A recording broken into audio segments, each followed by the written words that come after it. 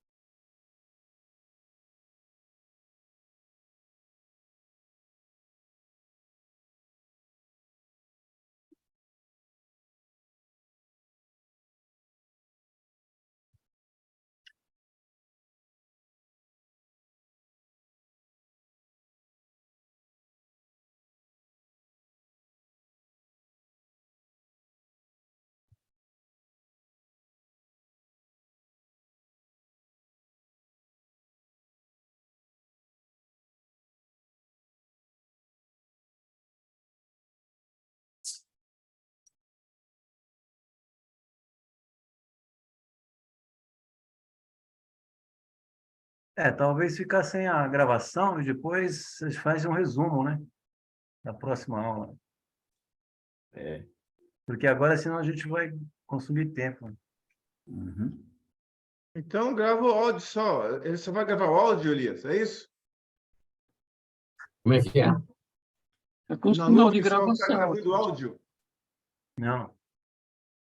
Não, ele não Eu vai conseguir só gravar consigo nada. gravar o áudio. Então, grava o áudio. É isso. Paciência, paciência. Vamos gravar o áudio e aí eu vou ver se consigo limpar aqui alguma coisa. Uhum. Tá bom, irmãos? Então, Tá bom. vamos começar. Então, vamos começar, né? Posso pôr, então, a tela, então? Peraí. Tá aí. Pode, primo. Já está aí. Vamos para frente, pastor Evaldo? Então, vamos. Então, este capítulo 2, ele aborda a hermenêutica das profecias, né? Então, nós estamos utilizando aí 6 sistemas de pensamento hermenêutico em relação às profecias. É válido dizer que o que nós estamos tratando neste capítulo é a hermenêutica intrabíblica, e a hermenêutica intrabíblica é, como o nome já expressa, a ideia de autores do Novo Testamento interpretando o Antigo Testamento. Então, são os autores do Novo Testamento que estão fazendo a interpretação dos textos do Antigo Testamento, principalmente em relação à profecia. Porque no capítulo 1 abordamos a relação de continuidade e descontinuidade entre os testamentos. Agora nós vamos para a parte que avalia, analisa como os apóstolos e os demais escritores do Novo Testamento, como leitores, interpretaram o texto do Antigo Testamento. Então, irmão Almir, a gente passa aí para a primeira abordagem. Já tocamos nesses assuntos, o senhor pode seguir adiante, e a gente vai para a primeira abordagem, que foi comentada na última aula. Então, pode seguir mais adiante, pode ir passando.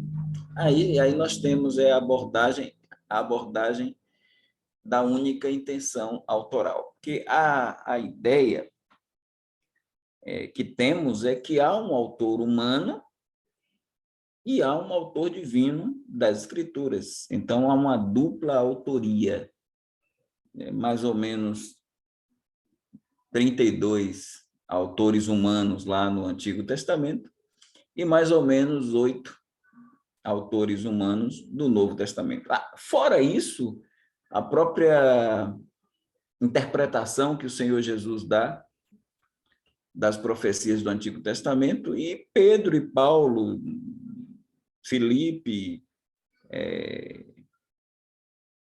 Estevão, também fizeram sermões, e nós temos a exposição deles em relação a textos do Antigo Testamento, como é que esses escritores neotestamentários ou mensageiros neotestamentários interpretam o Antigo Testamento. Então, os mentores desta primeira abordagem é o Walter Kaiser e o Douglas Stuart. O Douglas Stuart tem esse livro com o Gordon Fee, que é Entendes o que Lês. Então, assim, meus irmãos, nós temos a profecia do Antigo Testamento. Essa profecia do Antigo Testamento, ela tem um significado. Ela tem um significado lá para o autor da profecia, e também esse significado se estende para os leitores da época em que o autor deu a profecia. E aí nós estamos aqui para avaliar significado e analisar significante. O significado é o sentido original. O significante seria a implicação da profecia. Para nós, as implicações de uma profecia, elas podem ser relacionadas com a primeira significância, o que o texto significou para o autor humano da profecia, e nós temos outras significâncias, por exemplo, para um quadro de 750 anos depois da profecia, como temos Isaías, por exemplo, dando a sua profecia, e no Novo Testamento, referências a Isaías. Então, nós temos significado e subsignificados, que são os significantes, ou as implicações, ou as consequências dessa profecia. Então, para esses autores, esses mentores, o autor humano só não sabia quando e como a profecia se daria. Então, a questão cronológica e metodológica.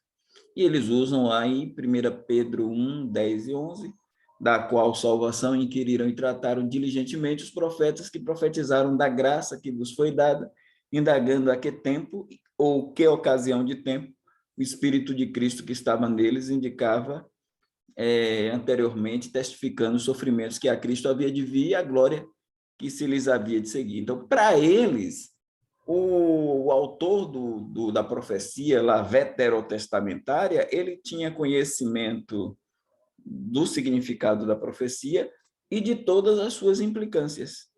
Então, é uma intenção única autoral. O autor divino deu ao autor humano todo o conhecimento da profecia. Eles chegam até a colocar algumas questões, como, por exemplo, Jonas, quando profetizou a destruição de Nínive, e mais tarde, no capítulo 4, e quando Deus não destrói, ele diz, eu sabia que o Senhor não iria destruir, porque o Senhor é misericordioso. Então, dando a ideia de que o profeta ele sabia de tudo. A gente sabe que o autor divino sabe de tudo, mas a ideia dos dois autores é que o profeta sabia de tudo, sabia até das nuances, dos detalhes, e tem profecias assim também, que os detalhes são pontuados. É interessante que até na poesia poética nós temos assim certas questões que trazem uma ideia de um conhecimento assim, como, por exemplo, a dramaturgia profética. Quando nós verificamos, por exemplo, o Ezequiel, quando Deus está dando a profecia, ele diz, vira de um lado, Ezequiel, fica daquele lado até certo tempo, depois vira para outro, Ezequiel, e aí vai dando. O próprio profeta Isaías, ele fica praticamente nu e ele roda ali a nação de Israel, trazendo uma profecia com a sua dramatização, nu, correndo pelas ruas de Jerusalém. Então, expressando aí uma dramaturgia, e até nas palavras, quando ele, no capítulo 5, por exemplo, fala da vinha, da videira, que é Israel, ali no capítulo 5, e lá no verso 7, ele faz um trocadilho de palavras, né? Que Deus esperava direito e veio a opressão. Deus esperava de Israel direito e veio a opressão. A palavra direito no hebraico é mishpat, e a palavra opressão é mispar. Deus esperava mishpat e houve mispar. Deus esperava justiça e houve crimes. Então, Deus esperava tzedakah e houve tzedakah. Deus esperava tzedakah e houve tzedakah. Então, esses trocadilhos de palavras, então eles acabam pontuando essa visão de que a profecia,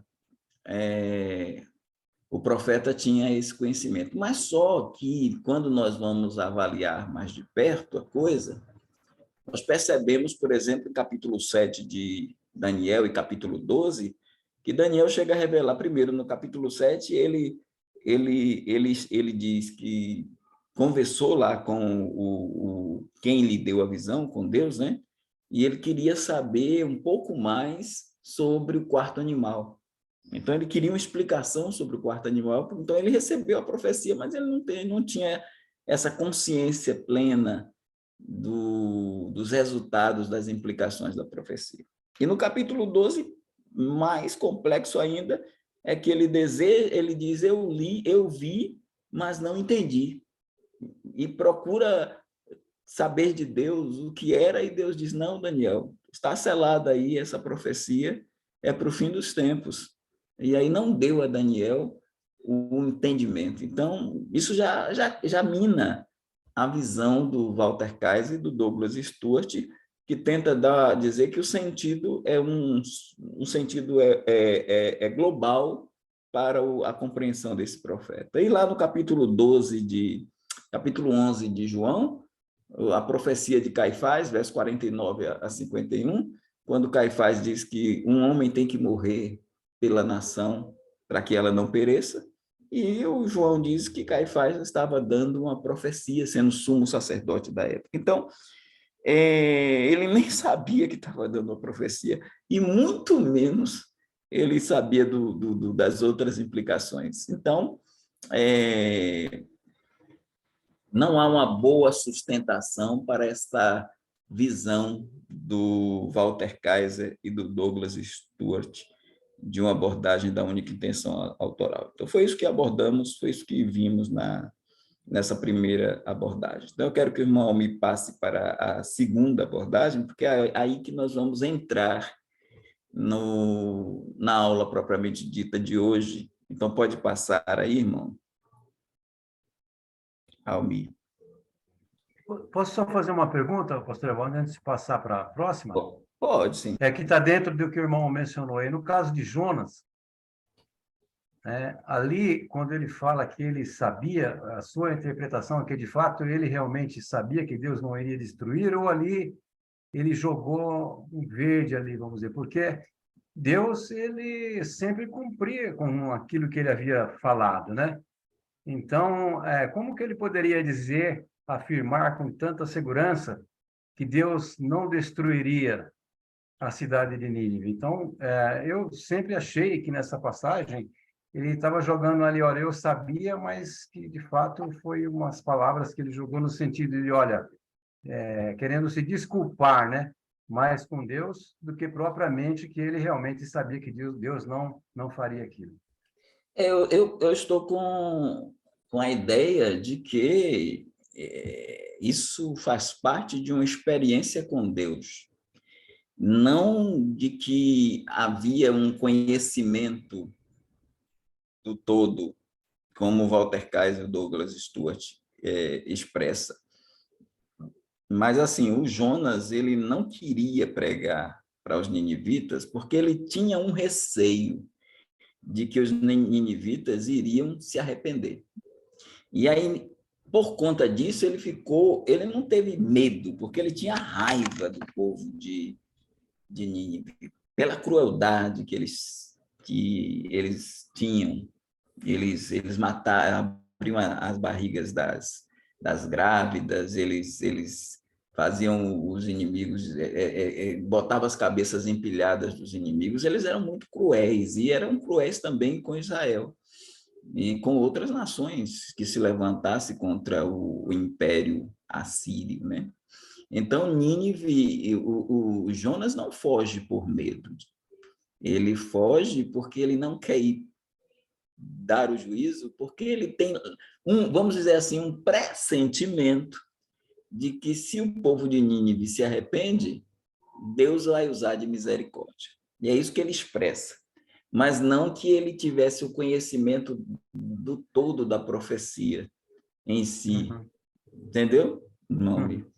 Sim, então, mas o fato de dizer, olha, eu sabia que o Senhor não destruiria a cidade, né? Ele fala assim com uma convicção Parece que de ele que tem um Deus não faria, receio. mas certamente se Deus poderia, né, destruir, porque Sim. na Se o povo verdade, não se arrepende, Deus então, destruiria. Se mas o os fato dele 120 falar que os 120 mil seriam destruídos, como Deus mandou, mas só que o povo se arrependeu. Então, a mudança em Deus não é no caráter dele, porque Deus não muda, né? Mas a mudança é uhum, proveniente de uma condição de arrependimento. E o povo... Mas sim, ele não revelou isso para Jonas. Entretanto, Jonas tinha uma impressão de que isso iria acontecer.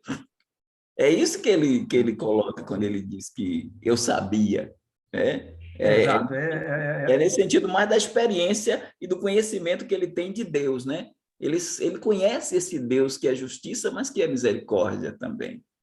sim, sim. Né? Então, eu também entendo mais assim do que se ele tivesse tido uma revelação de Deus, né, em Isso. relação a essa não destruição, Tivesse né? conhecimento das Isso, implicações, né? Das isso, sim, implicações. sim. Sem É. dúvida. Ok, obrigado, pastor. É isso aí. Deixa eu passar então para a próxima. Pode ir.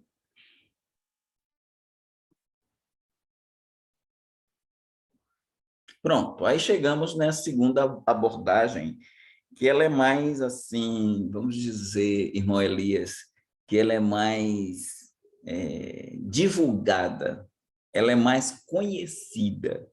As pessoas, assim, os livros que nós temos abrangem mais essa abordagem hermenêutica chamada de canônica ou idealista. Então, é uma abordagem que tem como mentor o G. Bailey, tem como mentor também o Bruce Waltke, né?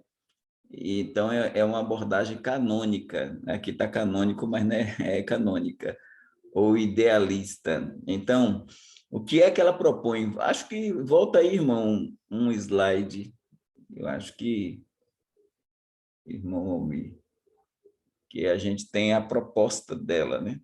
Deixa eu ver se eu não coloquei. Aí. Não, pode passar. Isso. Então, aí você tem os mentores, né? O Bruce Waltke, G. Bailey, o Douglas Moo, o Jared Compton e o Donald A. Carson, que é o D.A. Carson, né? Então, os irmãos pastores conhecem aí. Acho que tirando o Jared Compton, os outros são bem conhecidos. O Bruce Waltke mesmo é autor desse Novo Testamento que está aí, dicionário, é um dos autores do Dicionário Internacional de Teologia do Antigo Testamento, ao lado de Lee Harris e Gleason Archer, né? Então, eles Qual é a proposição dele? A existência de uma percepção progressiva do sentido do texto. Então, para essa turma, o significado de qualquer texto depende do todo da revelação.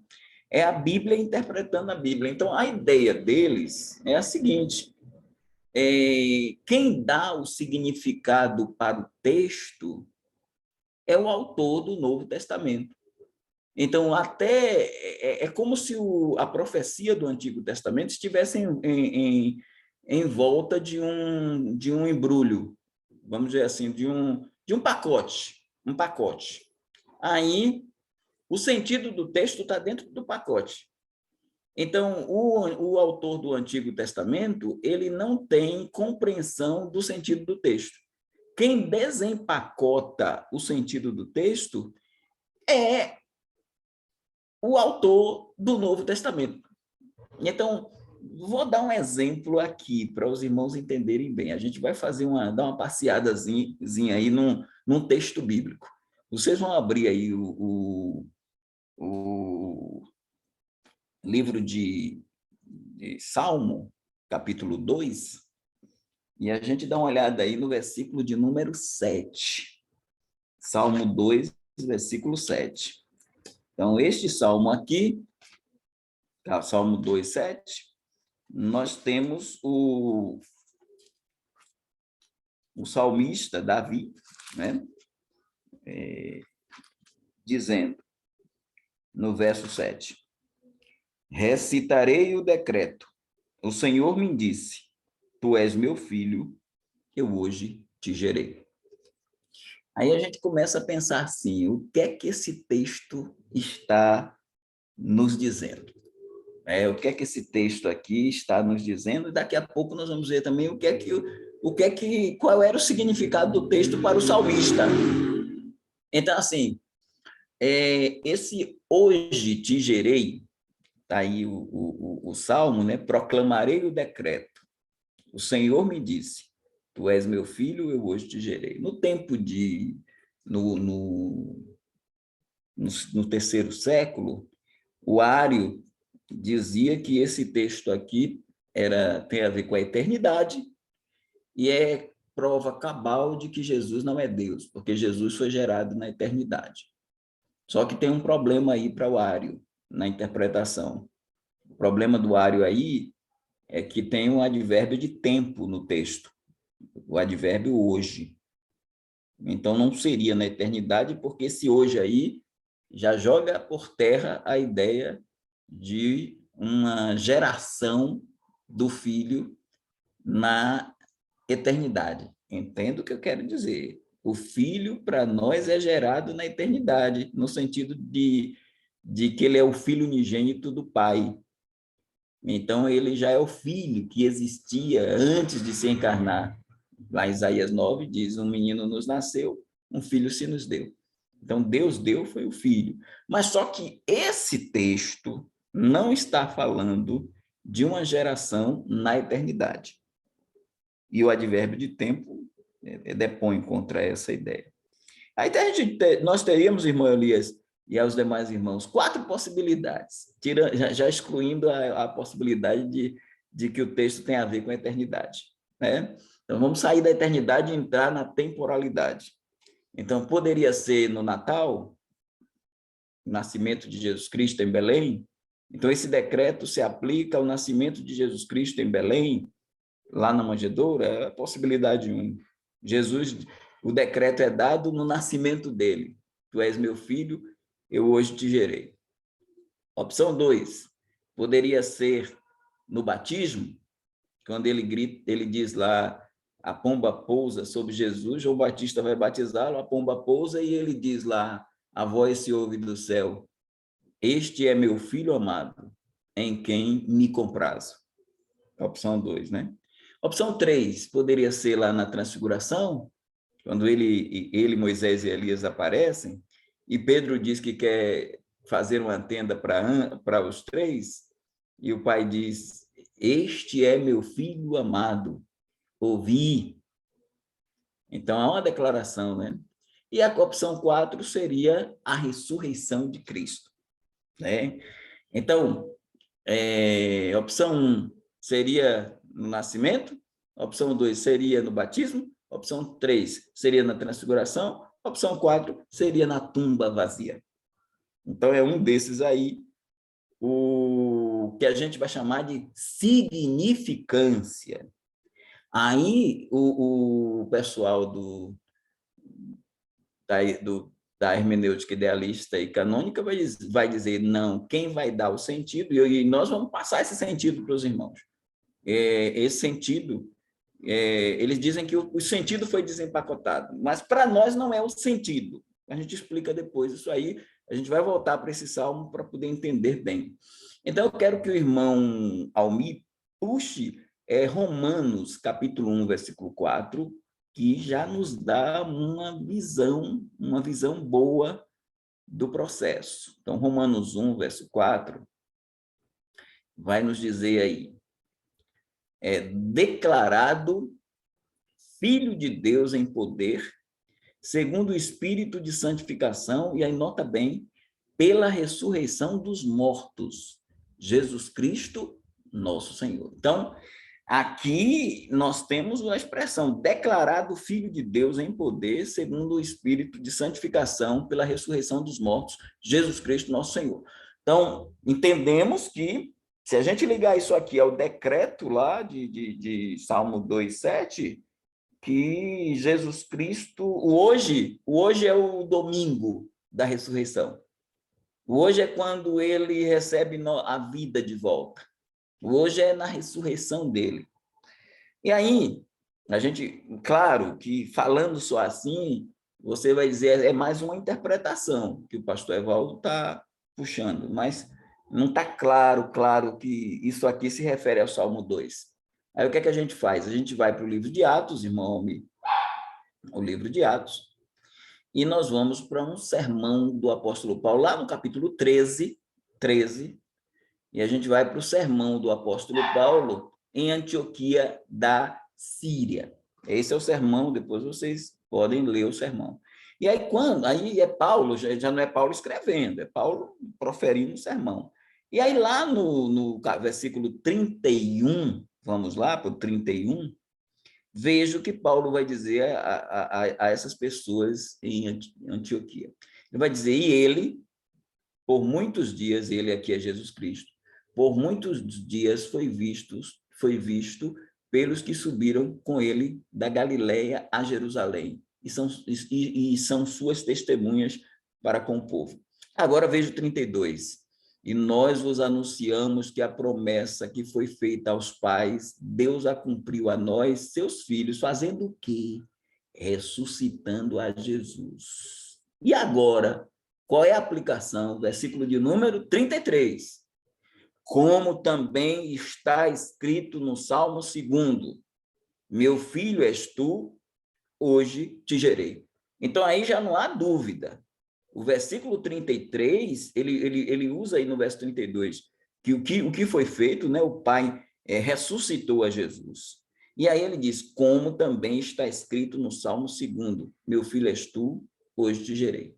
Então, aí nós já visualizamos o hoje te gerei como a tumba vazia, aquele dia da ressurreição.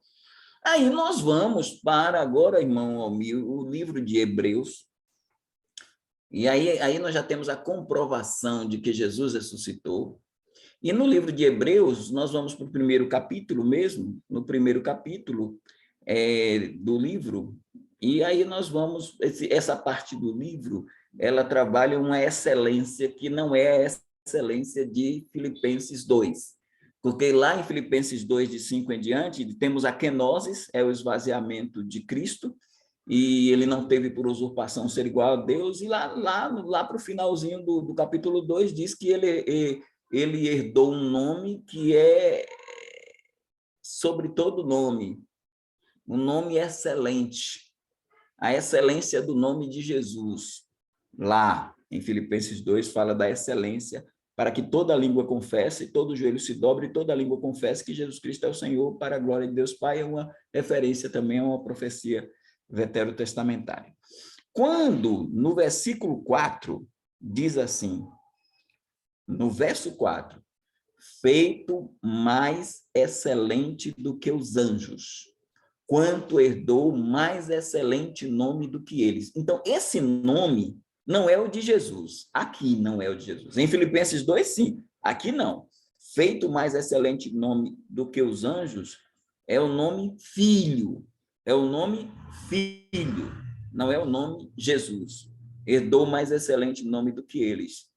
Porque, aí vem aí a justificativa, né? Porque a qual dos anjos disse jamais...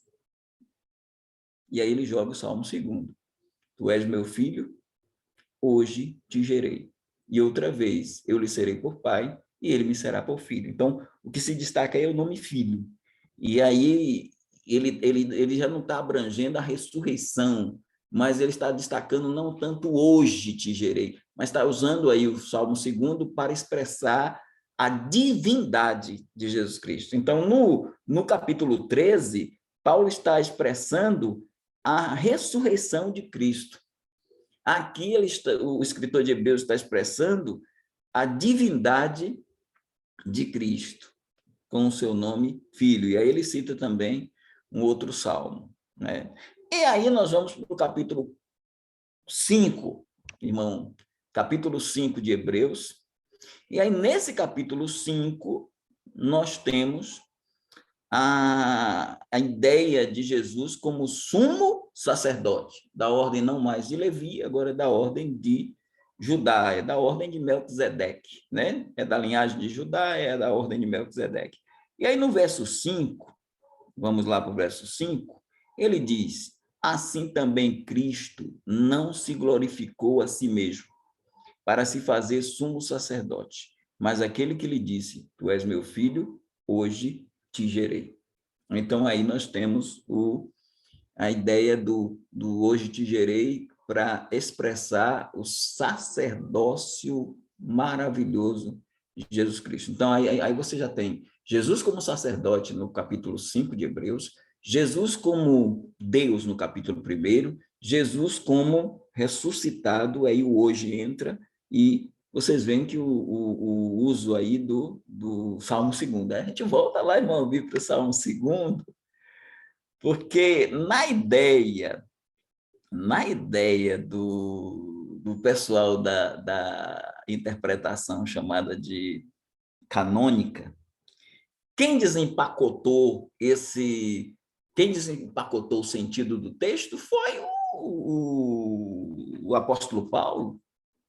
E aí, quando a gente lê esse texto, lê esse capítulo 2, a gente começa... aqui, nós estamos visualizando o rei.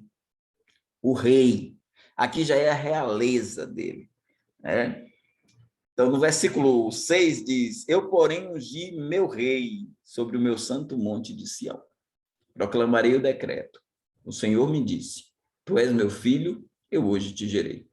Meus irmãos, aí é que a gente vai para a coisa, né? O sentido da profecia é um sentido único. E qual é o sentido dessa profecia? No tempo, aí a gente vai para o ambiente da época. Nós vamos para o cenário da época. E o cenário da época é: as nações criam que os deuses eram os pais dos reis. Os reis eram filhos dos deuses. Eram filhos dos deuses. Vem para Davi e a nação de Israel, que é a nação de Deus, é o povo de Deus.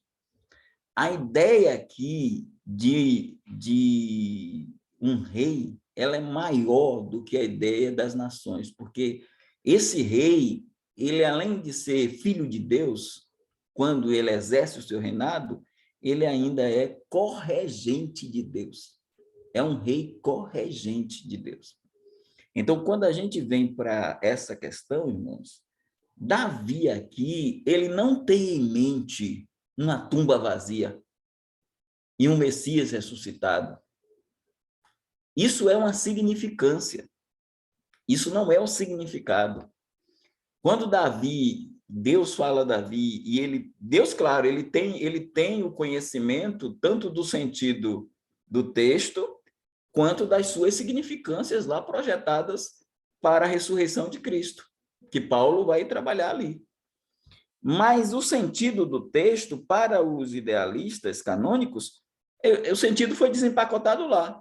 Davi não sabia, eles não querem nem saber também do que a profecia quer dizer, e é lá no final, o autor do Novo Testamento é que tem a interpretação, é que tem o sentido. O sentido ele está prorrogado lá para frente, ele está prorrogado para um Paulo lá em Antioquia da Psídia, falando e dizendo, olha, isso aqui é a ressurreição de Cristo. Ou falando aos romanos, ele foi declarado. Mas qual é o sentido original do texto? O sentido original do texto é para Davi. Esse sentido aqui, esse filho aqui, em princípio, originalmente, é o rei que vai governar. E o gerar aqui é o estabelecimento do seu governo. Então, tu és meu filho, eu hoje te gerei. Isso tem a ver com Davi, com o rei de Israel, sendo declarado como o que deve assumir o trono. Por isso, pede-me, eu te darei os gentios por herança e os fins da terra por tua possessão. Por isso, tem aí o versículo 12, pode subir um pouquinho, irmão Almi. A gente tem no versículo 12, beijai o filho para que se não ire e pereçais no caminho. Esse beijai o filho é uma atitude de reverência a esse rei, que para ele não ficar irritado, você tem que beijar a mão desse rei. Aí, quando você pega isso aí, o significado original, o significado da profecia é um só. Deus unge seu rei para governar. Vale para Davi? Primeira significância é Davi. É ele, Davi. A segunda significância é Jesus. E nessa segunda significância, nós temos aí um progresso da revelação, trazendo à tona alguém que ressuscitou e que está apto para assumir o trono de Davi.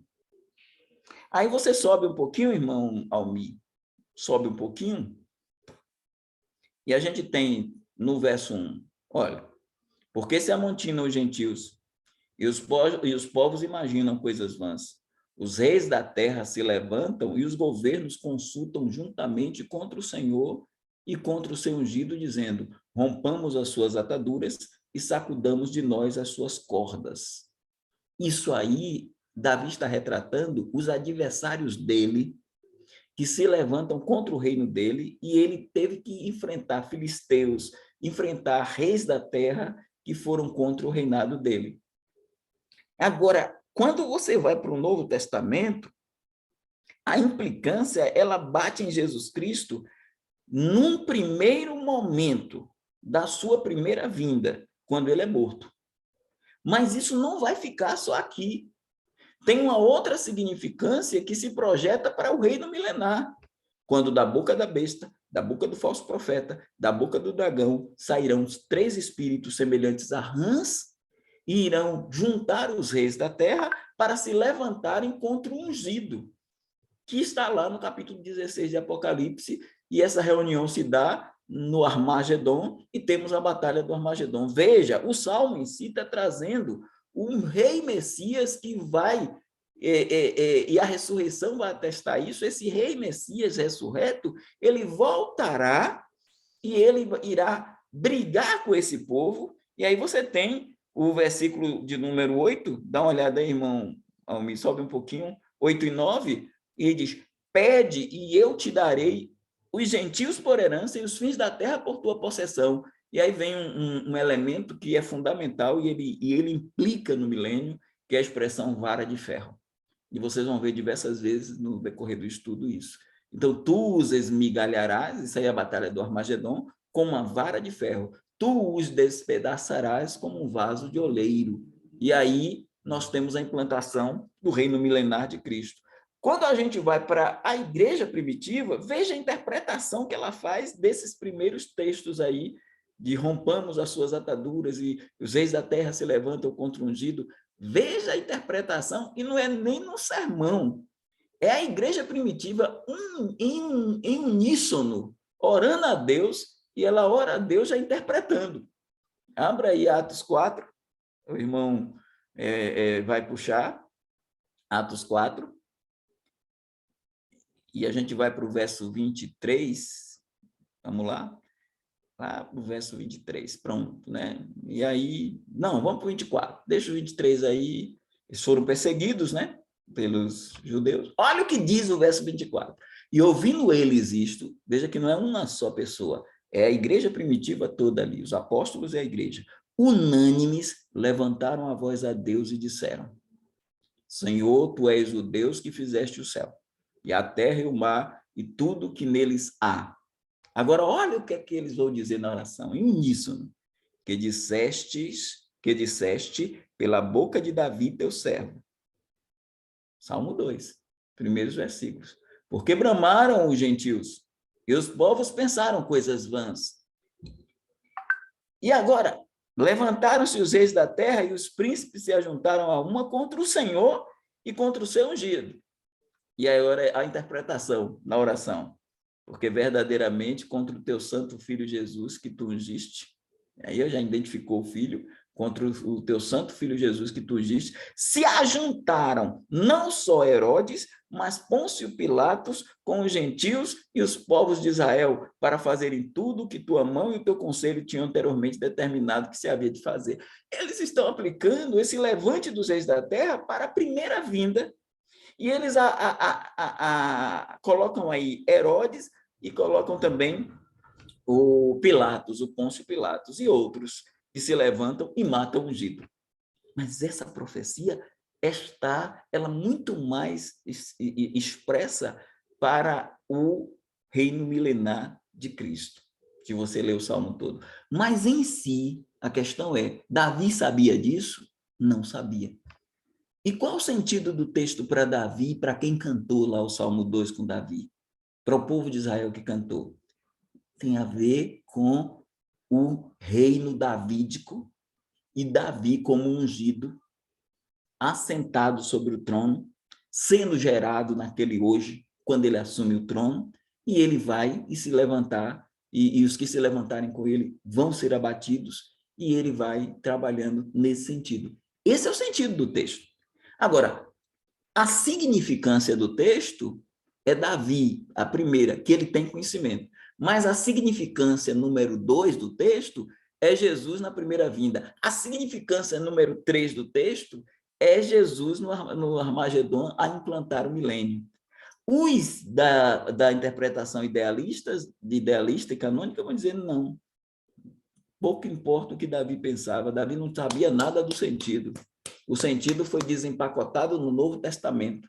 E o que o pastor Evaldo falou sobre Atos 13, sobre Hebreus 1, sobre Hebreus 5, o idealista pega essa interpretação e vai dizer, o sentido do texto, quem dá é o autor neotestamentário. Ele é que pode ler e dar o sentido do texto, não só para essa profecia, mas para todas as outras profecias. Quem dá o sentido é o autor lá na frente. Então, quem deu a profecia não tem conhecimento do sentido do texto. O sentido é desempacotado lá na frente. E aí o resultado disso é que temos uma visão chamada de lectocêntrica. É centrada não no autor da profecia, mas no leitor da profecia. E, claro, esse leitor são os autores inspirados do Novo Testamento, porque quando eles interpretam a profecia, eles são os primeiros leitores em relação a nós. Nós estamos do lado de cá, tentando entender essa hermenêutica intrabíblica. Mas aí nós vamos para essa ideia. Eu sei que aqui é pesado, mas vamos lá. Então, puxa lá o slide de novo para a gente comentar mais algumas coisas, depois eu abro para a pergunta, mas vamos mais adiante aí nesse processo, o irmão Almir vai trazer o slide, né? Então, pronto. Então, Para o Tiago Abdala, esta análise desempacota o sentido do Antigo Testamento. A teoria de uma intenção autoral entre o autor divino e os autores humanos, rejeitando o duplo sentido, ao dizer que o autor bíblico anuncia seus oráculos numa linguagem ideal, cujo sentido é um reino espiritual. Então, assim, pode passar para outro slide, né, da abordagem. Aí o próximo slide. Se eu quero entender Salmo 2,7, proclamarei o decreto, tu és meu filho, hoje te gerei, eu preciso atribuir o sentido deste texto a partir de Atos 13, 32, 33. Então, essa visão, irmãos, ela é cristológica, ela é exegética cristológica, ou seja, eles querem interpretar todas as profecias do Antigo Testamento tendo o Cristo como esse parâmetro para todas as profecias do Antigo Testamento. Então, se eles pegam isso, trazem o sentido, só vão enxergar no Salmo 2 Jesus Cristo, não vão enxergar o primeiro sentido que tem a ver, ou a primeira significância que tem a ver com Davi. Eles não querem nem saber, Davi não tem nada a ver ali. A ideia para Davi, a ideia é concentrada em Cristo, numa exegese cristológica. Não estamos dizendo que Cristo não seja o centro da profecia, mas essa visão é complexa. E aí, quando Paulo diz, nós anunciamos que a promessa foi feita aos pais, Deus cumpriu a nós, seus filhos ressuscitando a Jesus, como também está escrito no Salmo 2, meu filho és tu, eu hoje te gerei. Então, aí, ele diz, Hebreus, Atos 13, Paulo em Antioquia, Romanos 1,4, tudo isso vai desempacotando o sentido, e aí, o sentido do texto, quem vai dar é o leitor do Novo Testamento, que é o escritor, ou aquele que deu a mensagem, como Paulo em Antioquia. Pode seguir mais um slide aí, irmão? Advogando tal abordagem, o Bruce Waltke, autor lá ele tem esse livro, Salmos como Adoração, ao lado do James Houston, então James Houston, ele traz Salmos como adoração e ele pega as profecias dos Salmos e faz essa interpretação assim. Então, advogando tal abordagem, Bruce Waltke enfatiza o aliancismo na visão de que Cristo e a Igreja cumprem as promessas do Antigo Testamento oferecidas a Israel. Então, assim, tudo que lá na antiga dispensação era prometido para Israel, vem o autor do Novo Testamento e diz, isso aí agora é para a igreja. Não tem mais negócio de profecia para Israel étnico, não. Eles que dizem que o autor do Novo Testamento expressa-se assim. E aí eles vão trazendo a espiritualização. Para tanto, ele exemplifica com o Salmo 2.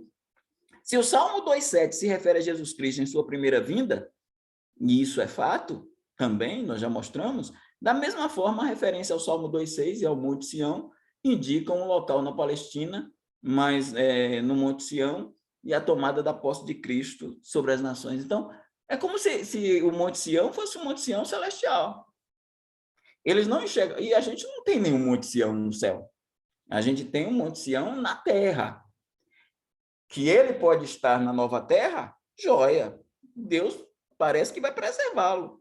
Porque é como diz o Salmo 125, os que confiam no Senhor são como um monte Sião que não se abala, mas permanece para sempre. Então, há essa possibilidade de, na reconstrução da nova terra, tenhamos o Monte Sião. Mas o Monte Sião, agora que nós visualizamos, é o Monte Sião no milênio, e não o Monte Sião espiritualizado, como o Bruce Waltke quer, porque ele diz que, então eles trazem essa ideia. E aí o aliancismo entra. Essa visão de interpretação é totalmente aliancista, porque vai pegar essa visão idealista do desempacotar o sentido do texto pelo leitor ou autor do Novo Testamento, e aí vai dizer que o autor do Novo Testamento, em Hebreus 8, em Hebreus 10, em 1 Coríntios e tal, esse autor do Novo Testamento, ele vai pegar todas as promessas que eram para Israel da terra, do trono, do trato, e vai agora aplicar para o Israel, novo Israel de Deus, que é a igreja.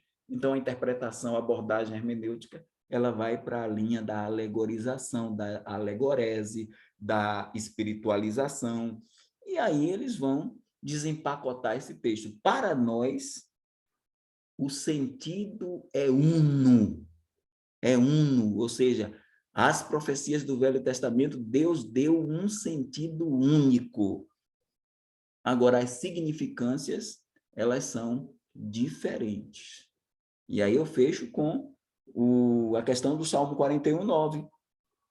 O Salmo 41:9 diz, o salmista, até meu próprio amigo íntimo, que comia do meu pão, levantou contra mim o seu calcanhar. Né? Então, esse é Salmo, capítulo 41:9. Qual é a significância desse texto? Vamos puxar aí, no Antigo Testamento. Salmo 41, versículo 9.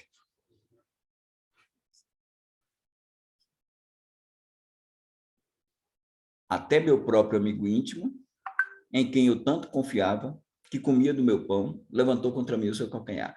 Qual o significado desse texto? O significado desse texto é um só.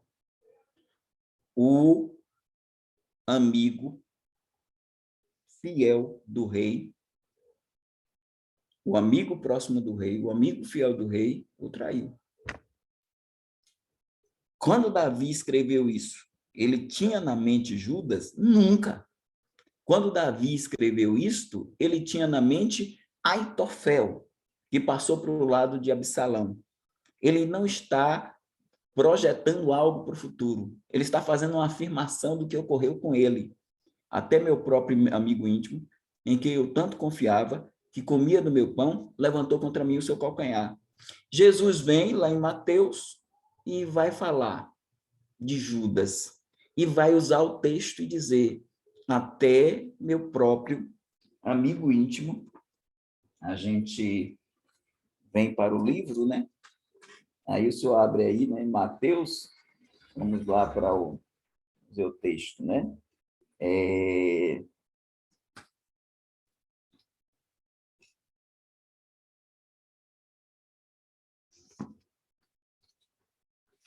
gente vem para... Irmão, que a gente já dá logo, tá aqui. Deixa eu pegar aqui no livro para a gente poder... Então, João 13:18. 13:18. João 13:18. Então, de João 13:18. Não falo de todos vós, eu bem sei os que tenho escolhido, mas para que se cumpra a escritura, o que come o pão comigo, levantou contra mim o seu calcanhar. Isso aqui, irmãos, Jesus não está dando um novo sentido ao texto. O sentido é, o amigo leal do rei o traiu. O amigo leal do rei Jesus, Judas, o traiu. A significância mudou, ampliou-se. O rei agora é Jesus e o amigo agora é Judas. O rei lá é Davi e o amigo dele é Aitofel. A traição dos dois lados. Então, a significância, ela mudou, o referente mudou, o referente é outro, mas o sentido é o mesmo. Então, nós vamos bater na tecla do referência plenior, nós vamos bater até o final na tecla de que o sentido é um. Agora, os referentes podem ser, ou os chamados subsignificados, são outros. Ou você pode ter outros subsignificados. O autor divino sabia das duas implicâncias. O autor divino, Deus, sabia que era Judas e que era Aitofel. Davi só sabia que era Aitofel. Davi não sabia que era Jesus ali e que era Judas. Ele sabia, ele conhecia a primeira significância. Aí o pessoal do idealismo, os idealistas vão dizer, não, o sentido do texto só vai aparecer com o texto de Mateus, de João. Esse texto de João é que vai trazer o sentido, desempacotar o sentido, mas lá não tem nenhum sentido para Davi e não tem nada a ver com Aitofel. Mas a gente conhece a história e sabe que Aitofel traiu Davi e que era aquele que comia do prato de Davi. Pronto, eu paro aqui, o irmão Elias tem a oportunidade e a gente conversa aí com os irmãos. Obrigado, primo. Tem duas mãos que se levantaram. A primeira, a irmã Cristina. e depois o irmão Alcindo, depois o irmão Osamar, e depois também eu vou até levantar minha mãozinha aqui também. Então, primeiro, irmã Cristina. Ô, pastor Evaldo, mas ele falou aqui no texto, mesmo em João 13:18, para que se cumpra a Escritura. Então, o que a gente... realmente, aquilo foi escrito para Davi, mas é uma escritura que se cumpre no Messias. Então, de certa forma, como que eu vou dizer? Se refere mesmo a Cristo. Eu quero dizer que o resultado final é Cristo, como eles advogam ali. Como o senhor irmão disse que a interpretação canônica, a abordagem canônica é cristocêntrica, né? Eles vão sempre Cristo, Cristo, Cristo, só que desempacota lá. Mas, de qualquer forma, vai chegar nisso. A profecia vai se cumprir mesmo lá em Cristo. Porque eu sempre li o Salmo 2 ali, quase que minha cabeça... Já viu aquele desenho animado que você cai a bigorna na cabeça e fica cheio de coisinha assim virando, que os olhinhos ficam virando? Eu falei, meu Deus do céu, meu Deus do céu. Eu sempre li o Salmo 2, já para mim era o Messias. E é o Messias, mas lá na frente... Então, falei, puxa vida, não é bem assim, não. Ela tem um significado lá e a significância. Muito bom, mas a minha cabeça ainda está rodando. Vou precisar tomar uma aspirina para dormir. Obrigada. Então, irmã, não tem nada de errado em pensarmos que a profecia se cumpre em Jesus Cristo. O que estamos dizendo é que o autor divino sabe disso. O autor divino sabe disso. Mas o autor humano, não. Ele não sabe disso. Ele está declarando a profecia sem saber que é uma profecia. Ele está fazendo referência a um acontecimento que se deu com ele. Veja que ele nem projeta para o futuro. O texto nem traz um verbo no futuro. Ele não diz que o amigo íntimo vai levantar. Ele diz que ele já levantou, porque ele está pensando. Então, o significado é o mesmo. O rei é traído por um súdito, amigo íntimo dele. Ponto. O problema da visão idealista e canônica é dizer que houve um novo sentido. Não há um novo sentido. O sentido é o mesmo. Agora há uma nova significância, que é mais profunda. Com certeza, a significância de Judas traindo Cristo, ela é muito mais profunda, mas não é um novo sentido, é uma nova significância, é um novo referente. Quem é o novo referente? Cristo. Quem é o referente anterior, o primeiro referente? Davi. Quem é o segundo referente, o traidor? Aitofel. Quem é o primeiro referente? Aitofel. Quem é o segundo referente? É o Judas. Então, é uma profecia, a gente só sabe que é uma profecia quando Jesus Cristo diz que é uma profecia, diz que houve um cumprimento. Até então a gente não sabia, mas isso não é desempacotar o sentido. Isso é trazer uma nova referência, isso é trazer um novo referente.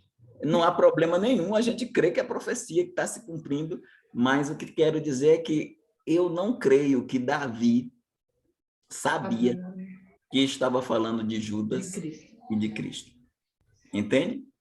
E é o que o pessoal se for para Kaiser e Stuart, ele vai dizer, ele conhecia tudo, Davi sabia de tudo. Já o canônico vai dizer, Davi não sabia de nada, e quem dá o sentido, Davi... Veja, a idealista diz, Davi não sabia de nada, mas quem dá o sentido da profecia é Cristo. Então, não tem nada a ver com Aitofel, não tem nada a ver com Davi. A gente está dizendo, tem a ver com Aitofel, tem a ver com Davi, tem a ver com Cristo e tem a ver com Judas. E que não houve nenhum novo sentido no processo. Como o irmão falou que ela é a abordagem mais conhecida, talvez fosse por isso que eu parti por esse lado. Sempre achei que era. Qualquer livro que a senhora lê hoje sobre abordagens... vai falar nisso. Então, o maior problema deles, quer dizer, esse é um grande problema também, achar que não sabia de nada e que vai desempacotar lá na frente. Leva o pacote até lá, depois desempacota. Aí abre o pacote, pronto, olha o sentido aqui. É o aliancismo, né? Porque pega tudo, então, já que não sabe de nada, então agora é tudo para a igreja. Vai para a igreja. Não é o grande problema, mas é um dos grandes problemas. Tá bom, Não, obrigada. e claro, irmãos, que a gente vai pegar aí um Augusto Nicodemos Lopes, que é doutor em interpretação bíblica, tem o livro A Bíblia e seus Intérpretes, excepcional. Então, você vai pegar um Hernandes Dias Lopes, que é um expositor e tanto. Então, você vai pegar essa turma toda aí, Hernandes, Paulo Júnior e companhia, todos eles vão seguir essa abordagem e se a pessoa olhar e dizer assim, não, eles estão certos. Mas a gente está aqui para trazer as 6 abordagens. Não peguei nenhuma 7ª que eu preferi não pegar, mas talvez vocês estão me ajudando e é possível que lá na frente eu teria que colocar o método chamado de análogo, o cumprimento análogo, que pende para um método liberal chamado histórico crítico.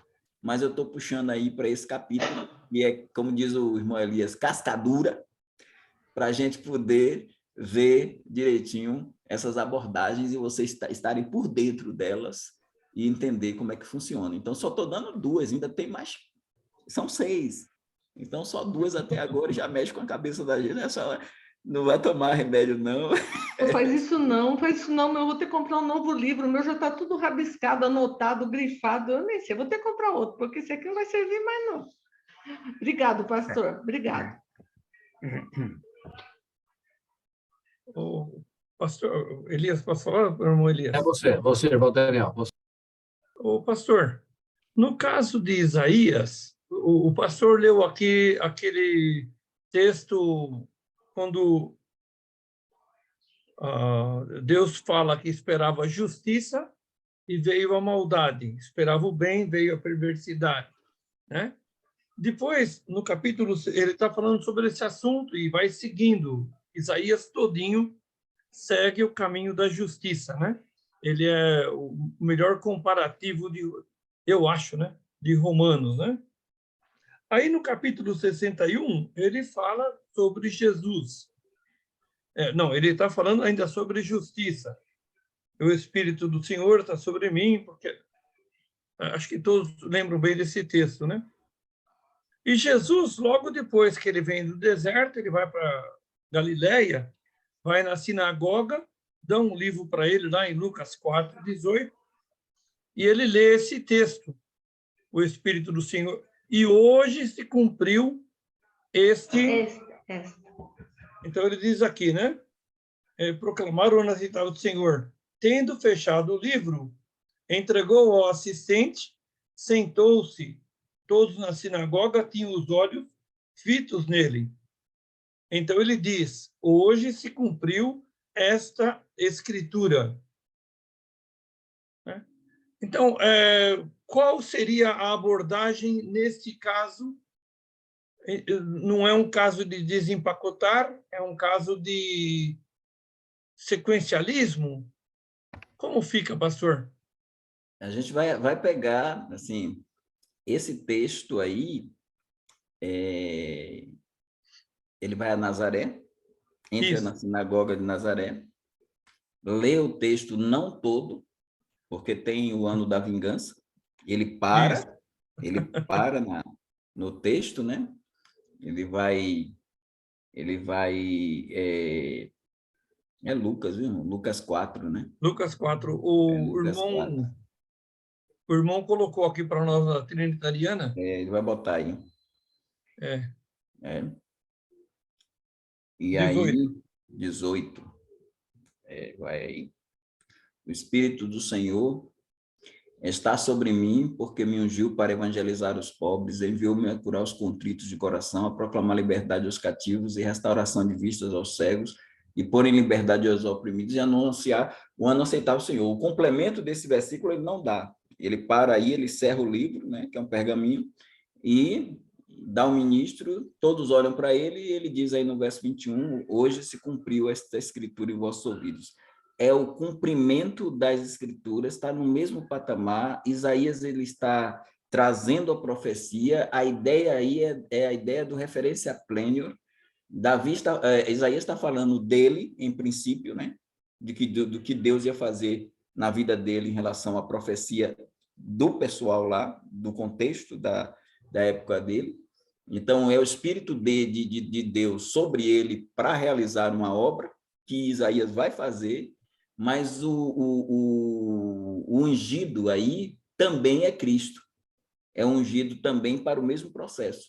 Só que a profecia em Cristo, há um progresso da revelação, a significância em Cristo, ela é mais aprofundada, porque aí ele está enquanto Messias para fazer essa divulgação de uma forma messiânica.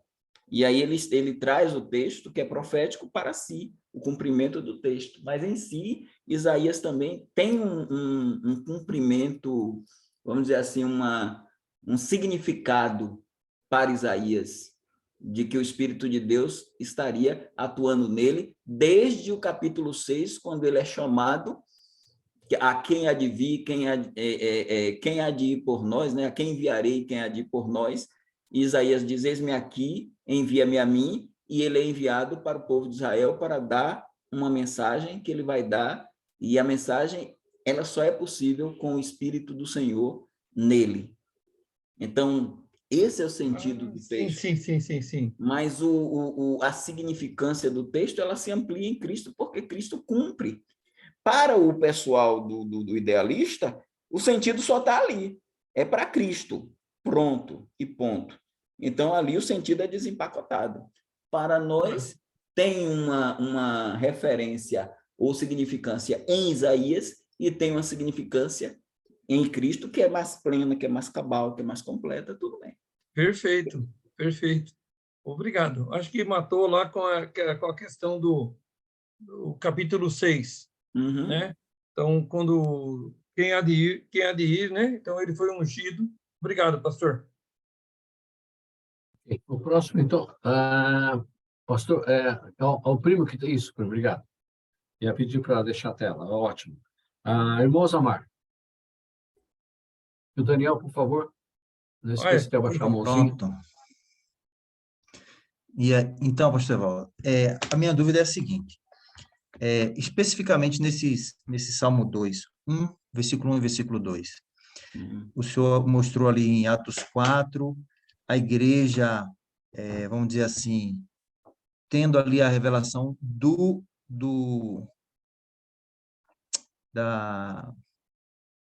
cumprimento, né, daquela profecia, e tem também a possibilidade, não, a questão de que também é o Armagedon, né? Aí eu queria só entender agora, para eu encontrar, onde que eu encontro essa informação que Salmo 2, 1 e 2 tem a ver com o Armagedon? É uma coisa que eu vou inferir pela sequência dos fatos escatológicos, ou em algum lugar, algum outro autor fez referência a esse texto, como a igreja ali fez em Atos 4. A minha pergunta é no sentido de me ajudar a entender outras passagens, para ver se eu posso fazer inferências, entre aspas, né? Eu não tenho tanta liberdade assim para fazer, mas para entender se o que eu estou aprendendo ou ouvindo falar, se eu posso considerar como válido, já que foi uma inferência parecida, vamos dizer assim, com essa agora, que eu quero só usar como exemplo para eu entender, entendeu? Uma chave que vai ajudar, porque nós não vamos ter a expressão utilizada pela igreja citando o Salmo 2, do rompamos as suas ataduras, os reis da terra, essas expressões aí, elas vão se casando. Por exemplo, quando aí o irmão Almir vai abrir, e a gente vai ir para o Salmo novamente, o Salmo 2, para fazer o elo. Então, o irmão Osamar, ele não está questionando a questão o que nós estamos abordando enquanto referência e significado e significância. Ele está querendo que a gente tenha um texto que ateste o que está sendo abordado. Então, a gente pega aqui... Então, irmão, deixa eu só interromper rapidinho, pastor. Sim. Eu não quero que confirme isso, tipo assim, para me provar. É que eu quero entender para eu aprender a estudar sozinho. Não Sim. só estudar dependendo, entendeu? Sim, sim, sim. E nem confiar em qualquer outra explicação que venha com um motivo para essa explicação que não seja esse que o senhor vai me ensinar agora. Que eu Sim. vou usar como Então, exemplo. o que a gente vai pegar aqui para essa compreensão? Que a igreja primitiva pegou Herodes, pegou Pilatos e pôs lá. Qual a base da igreja primitiva aqui no texto em si? A base da igreja primitiva é esse: rompamos as suas ataduras, sacudamos de nós as suas cordas. Então, ela pega aqui: os reis da terra se levantam e os governos consultam juntamente contra o Senhor e contra o seu ungido, dizendo. Então, essa turma aqui dos reis da terra são inimigos, e esses reis da terra é Herodes, é Pôncio Pilatos, é César, é o grupo lá de dominadores, é Caifás, é Anás, é o grupo de dominadores que matam Cristo, ungido. Ponto. Agora,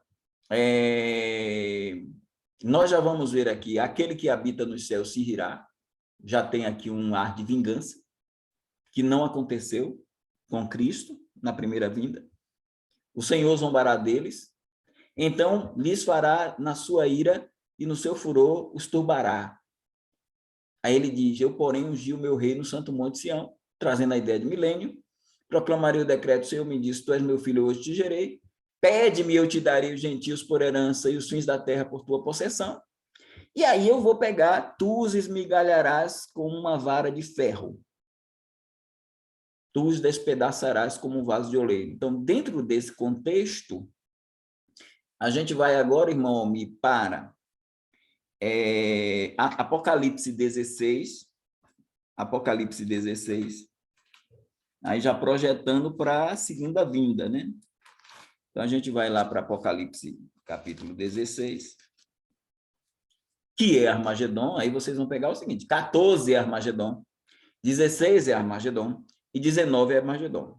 Armagedon está nessas três bases. No capítulo 14 tem mais a ver com a ceifa, tem mais a ver com João Batista, batismo com fogo. Isso aí a gente vê lá na frente, com o machado, com a pá, com a eira, com o pisar no lagar. Então, agora aqui, a gente vai lá para o versículo de número 9 em diante. Aliás, 13.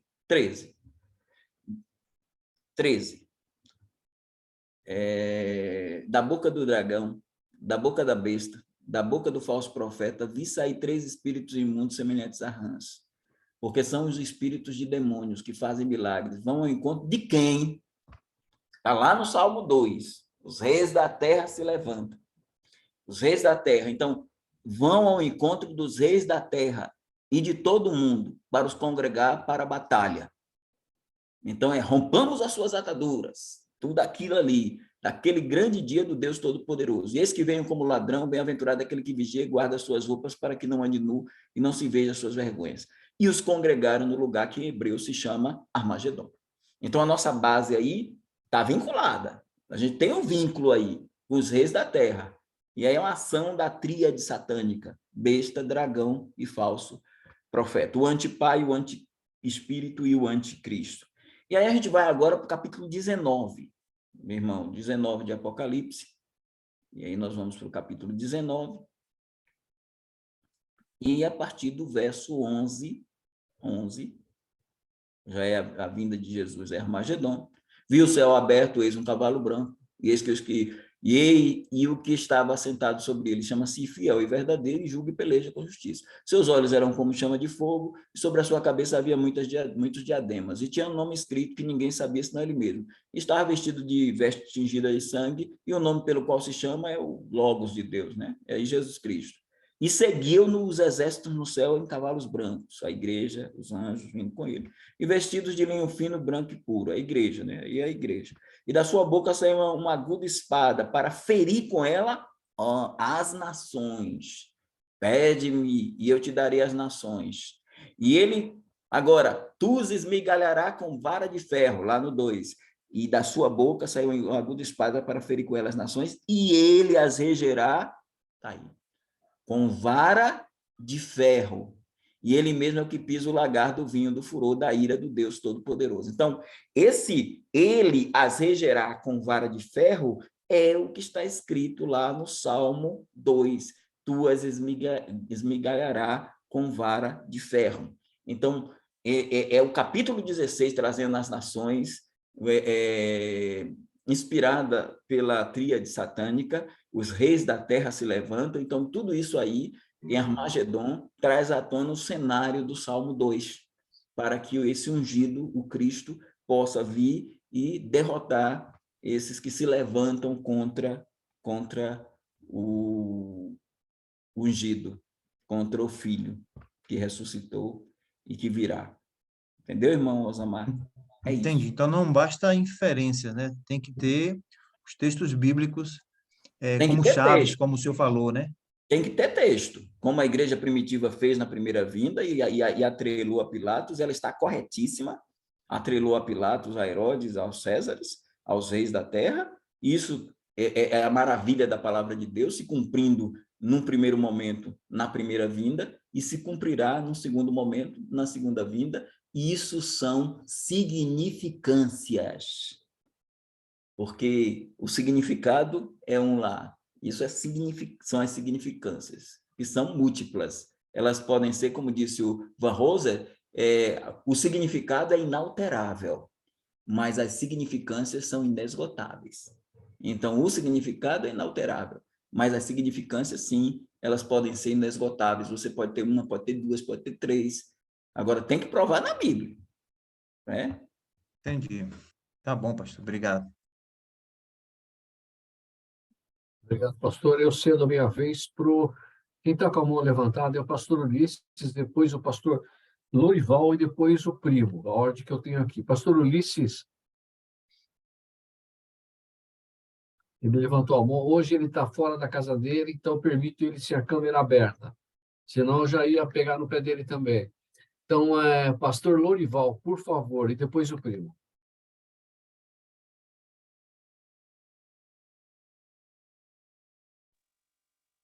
Ok. Ô, Elias, desculpa aí, mas não sou eu não, rapaz. Houve algum engano aqui.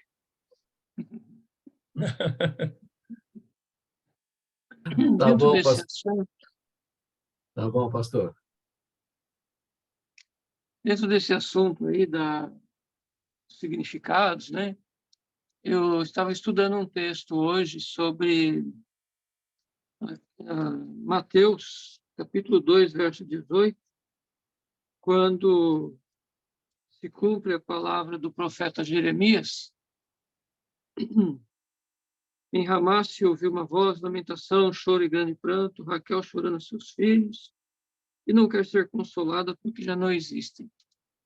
E esse texto está se referindo ao que Jeremias fala, né, em capítulo 31, verso 15, e, na verdade, quando Israel é levado cativo, né? Então, Raquel, na verdade, não é mãe de todos os filhos de Israel, mas ela assume um papel de mãe aqui, né, pela voz do profeta, que lamenta a morte dos filhos, das crianças, dos que não foram levados, enfim. E esse mesmo choro, esse mesmo clamor, é repetido na ocasião em que Jesus tem que ser levado para o Egito, né, às pressas ali, correndo, porque o rei Herodes manda matar todos os meninos ali na cidade de Belém, no seu entorno, para que ele não fique totalmente iludido, né, pelos magos. Ele se sentiu iludido, verso 16 aí, pelos magos, então mandou matar os meninos. Eu estava pensando, enquanto a gente estava ouvindo essa explicação do pastor, se isso aqui chega a ser uma profecia com o seu significado e aqui uma significância, ou não, simplesmente um tipo, né? Algo que aconteceu semelhante e foi feito aqui talvez uma interpretação do texto de Jeremias, uma exegese, portanto, né, analisando a situação e aqui equiparando a mesma situação. O que o pastor Evaldo acha desse texto, nesse caso? Isso aí, essa parte dessa profecia aí, tanto a de Jeremias relacionada a Raquel, e é profecia mesmo, porque é o que foi dito pelo profeta, conforme registra Mateus, quanto também na expressão lá de Oséias 11:1, quando Israel era menina, eu amei, e do Egito chamei o meu filho, que aí vem, eu vou trabalhar isso na terceira abordagem, quando nós vamos trazer as interpretações chamadas de rabínicas, em que eles trabalham tanto o Midrash quanto o Pesher, e aí vem nessa direção de interpretação rabínica para dizer que os apóstolos usaram interpretações rabínicas, técnicas rabínicas, que também não é verdade. Mas eu concordo com o pastor, assim, por exemplo, quando Oséias diz em 11:1 essa profecia que Mateus vai usar, ele vai dizer, foi para que se cumprisse quando Jesus volta do Egito, né? Aí diz, do Egito chamei o meu filho. O Oséias, quando fez a profecia, ele tem uma visão de profecia ali do passado. Ele está trabalhando com a libertação do povo de Israel no Egito por Moisés e Arão. E aí, por isso ele diz, quando Israel era menino, eu amei, e do Egito chamei o meu filho. O significado é, Israel do Egito, como filho de Deus, é chamada. E Jesus, agora, não a nação, mas uma pessoa, também é chamado do Egito para cá. Mas a significância é a mesma, ou o significado é o mesmo, mas as significâncias são diferentes. Mas Oséias nunca imaginou que ele estivesse profetizando Jesus vindo do Egito. Todo o contexto demonstra que ele está falando de Israel lá no Egito sendo chamado. Então, do mesmo jeito, essa profecia ela tem um vínculo com Ramá, ela tem um vínculo com um evento que ocorreu, e aí esse evento se torna profecia a partir da aplicação que é dada por Mateus em Jeremias. E aí nós temos um significado que ocorreu, Raquel chorando os seus filhos, do mesmo jeito que não é Raquel, é a nação de Israel chorando os seus filhos, a nação de Israel também chora os seus filhos pelos primogênitos de 2 anos que são assassinados lá por Herodes. Ok, pastor Lorival? Ok? Tá bom. Irmão, são 11h20, 22h26. Nós já passamos alguns minutos. Eu sempre coloco para terminar 22h20, uma tolerânciazinha para terminar 10h30 aí, né? Porque às vezes não tem jeito, como hoje. Irmão Klaus tem a sua pergunta e eu não vou cortá-lo, irmão. Faz a sua pergunta e os outros irmãos vão pedir a paciência para ouvirmos a pergunta do irmão Klaus e, se possível, a resposta do pastor Evaldo. Boa noite de novo, irmãos. Estão me ouvindo? Sim. Tá. Pastor, o Senhor Jesus, ele acabou confirmando uma profecia de Malaquias 4:5 a respeito de Elias e João Batista, correto? Como é possível constatar algo parecido a não ser com uma evidência neotestamentária? Ou seja, existe maneira de eu entender que uma profecia se cumpre no Novo Testamento sem que isso esteja expresso no texto do Novo Testamento, indicando o cumprimento da profecia?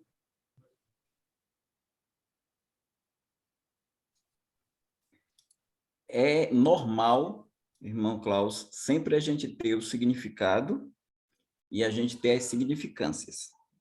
É normal que assim seja. Quando a gente tem essa profecia do anjo do Senhor, que é a profecia de Malaquias, eu envio o meu anjo, essa profecia ela se desdobra em outras significâncias, porque ela não vai ficar somente no Elias, ela vai também se projetar para o João Batista, e já havia uma técnica rabínica de interpretação que dizia que Elias tinha que vir. E tanto que no capítulo 11 de Mateus, os discípulos ficaram, olha, os escribas dizem lá que Elias tem que vir. Então, já havia uma ideia que essa técnica aí, que é da comunidade de Qumran, a técnica Pesher, né, que tinha lá o Ras, que era o mistério, e o mestre de justiça, que viria interpretar a profecia. Então, havia, como os escribas também, quando Herodes chamou para perguntar onde Jesus nasceu, e citaram lá Miqueias 5:2, né, como a ideia da profecia. Eu penso que quando Jesus disse Elias já veio, ele traz para João Batista, mas ele também projeta para o futuro, ele diz Elias virá. E aí é que eu penso, é um pensamento, é um acho mesmo, eu não posso dogmatizar aqui, que as duas testemunhas, elas são, para mim, Elias e Moisés, porque os sinais que elas fazem se identificam com Moisés, e também o fechar o céu por 3 anos e meio, é o tempo da profecia deles, Elias também fez isso. E a aparição de Elias e Moisés na primeira vinda no Monte da Transfiguração, parece que expressa algo que virá mais adiante com a situação de Elias e Moisés na tribulação. Então, pode acontecer de uma visão, de uma profecia, ela não ter um correspondente lá, pode acontecer, mas é exceção. Regra geral, você tem o significado e você tem os significantes, ou os subsignificados, as significâncias. Entendeu? Obrigado, pastor. Irmãos, estamos já 22h30, então vamos parar por hoje. Tutano, essa comida é tutano, né, pastor Evaldo? É tutano puro, realmente, maravilhoso. Temos muito que aprender, realmente. Irmão, pastor Rafael, senti saudade aí do pastor Rafael emitir alguma coisa. Pastor Cid está quietinho, mas eles estão aí. Klaus está de parabéns. Ele me mandou um material que eu estou encantado, mas ainda estou devagar. Eu não dei resposta, meu irmão Klaus, porque eu preciso ainda de mais fôlego para ver, porque eu lido com a ciência. Eu sou professor de metodologia do trabalho científico, eu lido com várias áreas da ciência, com segurança do trabalho, logística, informática, edificações, eletrotécnica, eletroeletrônica. Tudo isso eu trabalho via ciência, mas eu sou muito, muito, muito afeito ao que a palavra de Deus diz. Então, eu estou digerindo tudo para depois a gente conversar mais sobre essas questões. Mas, regra geral, irmãos, é um capítulo que eu falei com o irmão Elias. O primeiro já era pesado, esse segundo é mais pesado ainda, porque a gente só está na segunda abordagem hermenêutica. E pegamos agora uma hermenêutica, irmão Almir, uma hermenêutica pesada, porque é a hermenêutica dos reformados, né? É a hermenêutica de bambambãs, né? de natas, né? Do evangelho, que é um Augusto Nicodemos, um Hernandes Dias Lopes, essa turma toda aí, é uma turma boa, mas que nessa parte escatológica, profética, a visão idealista, a gente não consegue. Eu sou mais o Evaldo Soares, viu? Essa enciclopédia que está conosco aqui. Evaldo Moraes. Moraes, isso. A culpa é minha, viu, primo? A culpa Desculpa, é minha. pastor. Soares, eu depois corrigi. Mas, pastor Evaldo, você citou 2 nomes e faltou um, que eu também particularmente gosto muito, que é o Paulo Júnior. E a primeira vez que eu vi uma mensagem dele, que não acreditava. Ele tem umas mensagens excelentes, mas uma mensagem que ele disse que o milênio não era literal, quase caí da cadeira. Eu falei, não, esse não é o homem das mensagens que, né? Mas eu aprendi, eu vi o lado contraditório, né? Tem uma mensagem dele que ele fala, uma atual aí, que eu preciso até ouvir, né? E quero saber como é que ele chegou nessa conclusão, eu não sei. que você já pode estar usando a marca da besta. Aí eu comecei a olhar minha mão e falei, será que eu já estou com um número aqui? Mas, enfim, né? Então, assim, a minha pergunta seria em cima disso, eu vou deixar para a semana que vem, porque esses homens, com muita sabedoria, né? A gente sabe disso, as mensagens do pastor Hernandes são maravilhosas, eu assisto todas, gosto muito dele, mas a gente vê uma interpretação da parte escatológica totalmente diferente do que nós pensamos, né? É claro, obviamente, vamos estar todos lá no céu, eles e nós, né? Mas vai ser muito gostoso passar perto dele, pastor Hernandes, está vendo? O senhor estava errado, hein? Mas enfim, deixa para lá e vamos seguir em frente. Muito obrigado a todos. Irmão Klaus, a sua pergunta, né, que falou, eu até falei para o pastor Evaldo, vamos colocar para todo mundo participar também, porque essas coisas ajudam todos nós a crescermos, tá bom, irmão? Então, no momento certo, né, pastor Evaldo, ele vai ter essa resposta que ele colocou lá, tá? Não é isso, pastor? Quando chegarmos, né? Assim, são colocações importantes e com certeza que a gente tem que primar por uma coisa que o irmão Klaus colocou e que é fundamental. Interpretação histórico-gramatical das Escrituras, não somente nas profecias, mas em toda a Escritura e em todos os assuntos, a interpretação histórico-gramatical ou natural do texto. O que Deus queria dizer, ele não trouxe mantras, ele não trouxe cabala, ele não trouxe alegorias e metáforas. Tem metáforas nas profecias, em alguns livros? Tem, mas ele não trouxe elas são explicativas dentro do próprio livro, por exemplo, Apocalipse. Então, a interpretação que nós primamos é uma interpretação histórico-gramatical consistente. É isso aí.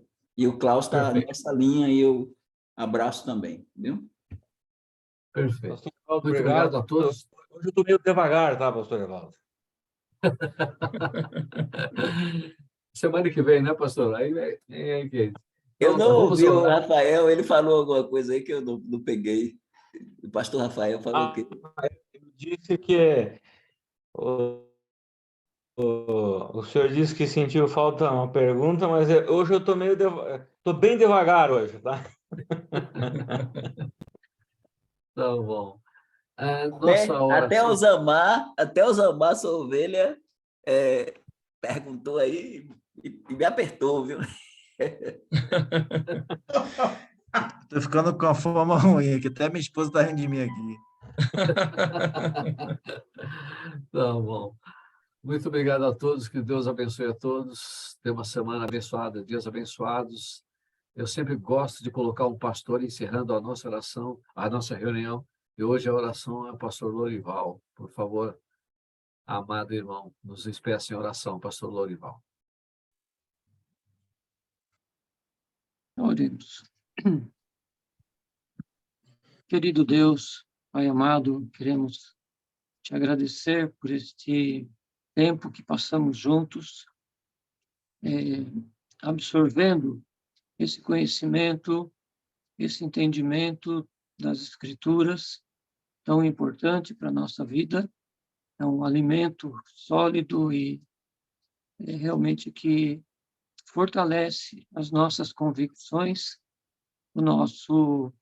a nossa leitura bíblica fortalece nosso conhecimento do Senhor e a tua grande sabedoria, Deus, de fazer acontecer as coisas de uma maneira que também elas servem no futuro, aplicando-se outros significados e sabendo que isso nos atinge diretamente, porque tem relação com o nosso Salvador e tudo que tem relação com Ele tem conosco, e queremos te agradecer por aprender mais e mais, e queremos pedir também ao Senhor que nos ajude, que esse aprendizado nós possamos utilizar em nosso evangelismo, em nosso testemunho, em nosso ensino também aos outros, para que nós compartilhemos esse alimento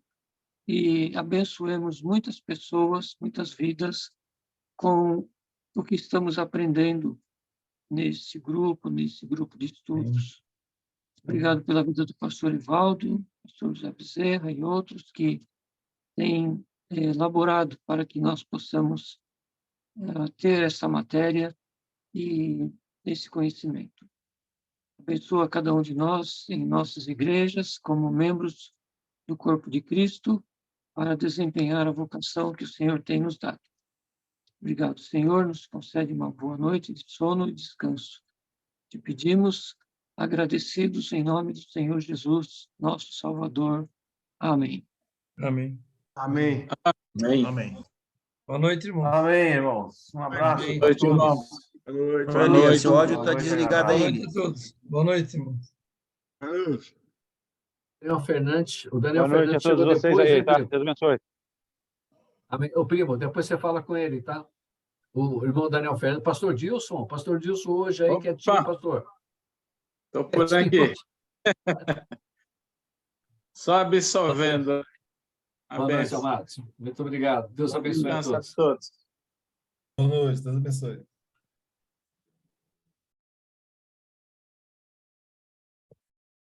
Boa noite, irmão.